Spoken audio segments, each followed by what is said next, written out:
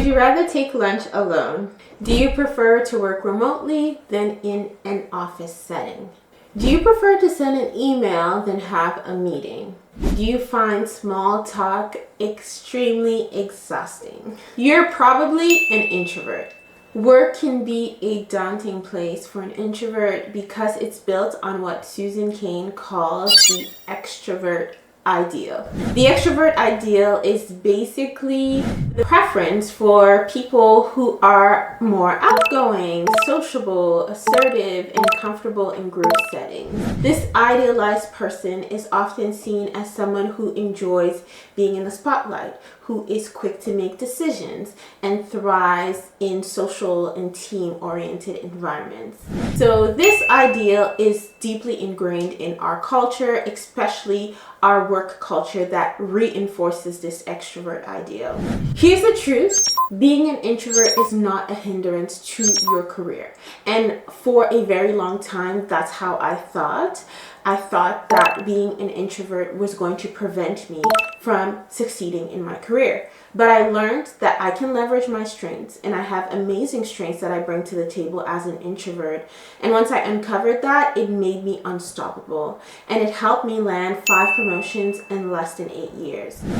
So before we get into some of the lessons that I've learned as an introvert at work, let's be clear about who is an introvert. So an introvert is someone who prefers quiet, less stimulating environments.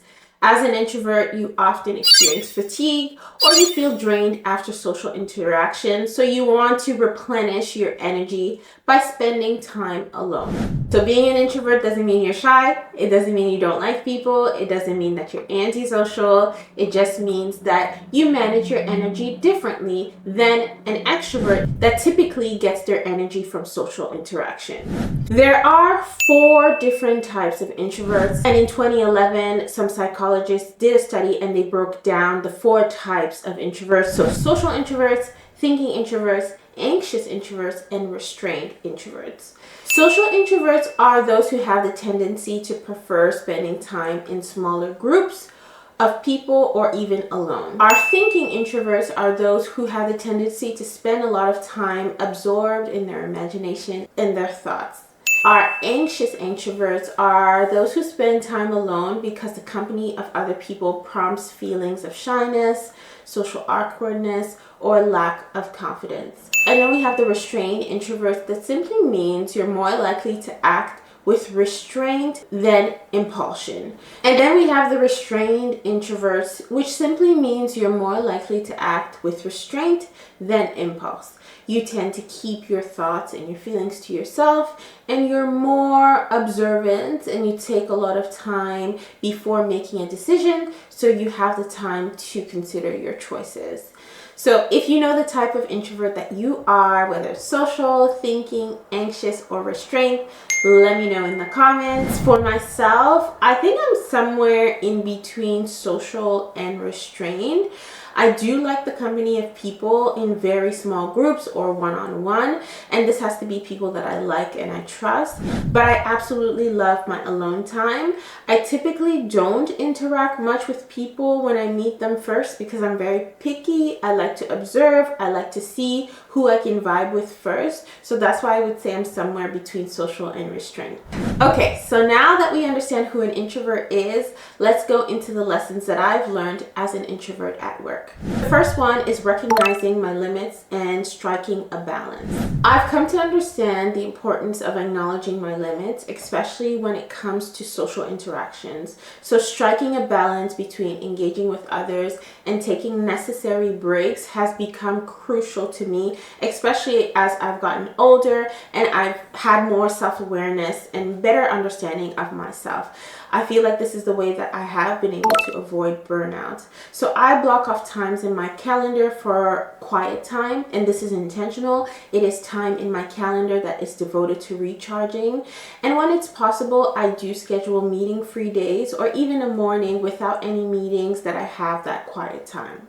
I've definitely evolved from shyness to embracing introversion. Many people think that introverts are shy. Not all introverts are shy. Shyness is a behavioral response when you feel discomfort or anxiety in social situations, and often what it leads to is avoidance. Introversion, on the other hand, is a personality trait, and it's a preference for quieter environments, the need for solitude, and the need to recharge, as I was sharing before. So that means that not all introverts are shy, and even extroverts can be shy. In my journey, I've realized that being introverted comes with its own set of strengths. So I once was shy, but I am no longer shy. I have a better understanding now to know that my personality is someone who is introverted. So realizing that has made me realize the strengths that come with being an introvert and how I can leverage them in the workplace to succeed. If you're someone who is still figuring out the strengths that you bring to the workplace, you can check out the description where I share the link to the Introvert at Work quiz. It's a short quiz and it helps you identify your most marketable strengths that you can bring to work to help you land a promotion, to help you update your resume, to help you prepare for interviews. So check out that quiz. After the quiz, there's a short video that guides you through the process of how to leverage your strengths. Third thing I have learned as an introvert at work is valuing alone time for reflection. I found that solitude has been extremely valuable for deep thinking and reflection. I used to have a manager that would sometimes just come to my office, start asking questions, talking, brainstorming, and I don't operate that way. So I had to communicate my preferences. I had to let them know that this is the way that I work. And I can definitely work as a team, but I need to prepare for it. So spontaneous brainstorming sessions, they throw me off. That's just not how I operate. Finding a balance between your style and that of the people that you work with is really key to being more collaborative and for you to succeed in the workplace as well. My fourth point is that rest and working out are important to me.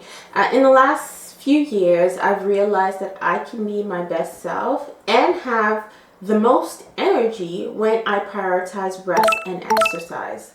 So that has taught me that what I do outside of work impacts my work, and it impacts my ability to maintain that balance that I was talking about that helps me succeed in my work. So doing things I love, like going to the gym and running, these are the things that help me increase my energy and that help me to be able to do the things that I do effectively. I work with music, often very loud music. I've heard this from other introverts as well. It might seem like it's a little thing, but having that right background music has a profound impact on my workflow. And also, if you are working in a noisy office setting, getting headphones can help you drown out that noise and help you focus at work, especially with the return to the office. That was one of the things that was really important to me, to have my headphones, because it gets really noisy in terms of being in an office setting where people are taking Teams calls in the cubicle right next to you. Another big lesson is your work will not speak for itself. Contrary to the idea that hard work will automatically get you noticed, I've learned the importance of actively promoting my achievements. And it's not by sitting back and hoping that my efforts will speak for themselves. Instead, I've made it a point to take ownership of my contributions and ensure that they are recognized. Advocating for myself at work, it's crucial. It's just part of what I do in my work. I don't assume that people will naturally notice the value that I bring, especially as someone who's a quiet leader. That can get overlooked. So instead, I take intentional steps like updating the stakeholders that I work with, updating senior management, sharing my project successes, making sure that my role on the team is known and that it's clear to the right people. So it's not just about showcasing that I've accomplished this. I'm explaining to them and letting them know how I've contributed to something and the impact that I'm making for the team, the impact that I'm making for the organization. Because ultimately, by owning my narrative, I've been able to boost my professional visibility and avoid situations where someone takes credit for my work, and that has happened in the past.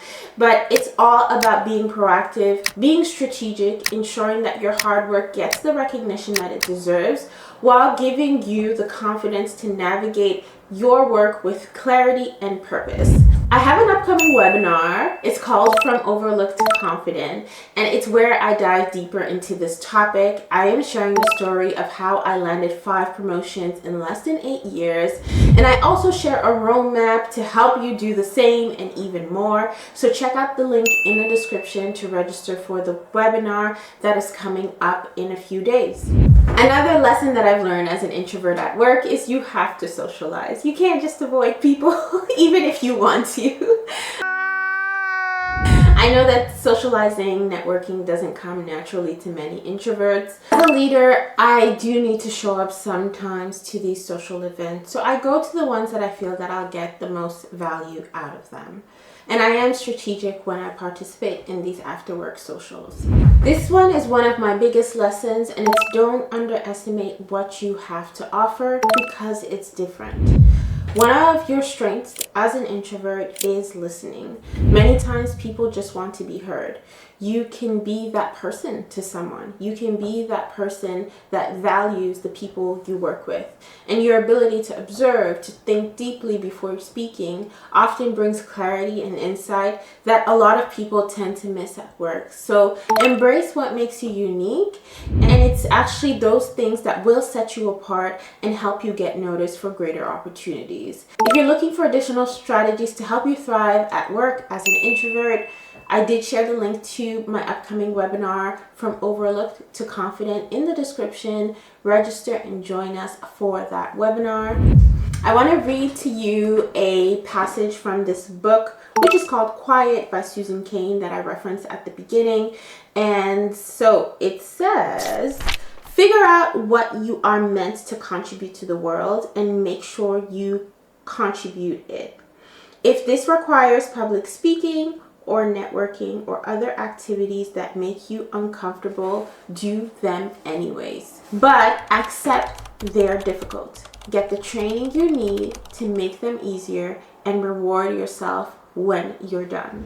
And I think as an introvert, that is the most powerful message that you can have regarding being an introvert at work. Not everything will come to you naturally. You may not be the best public speaker. You may not be the person who is comfortable brainstorming and speaking out loud.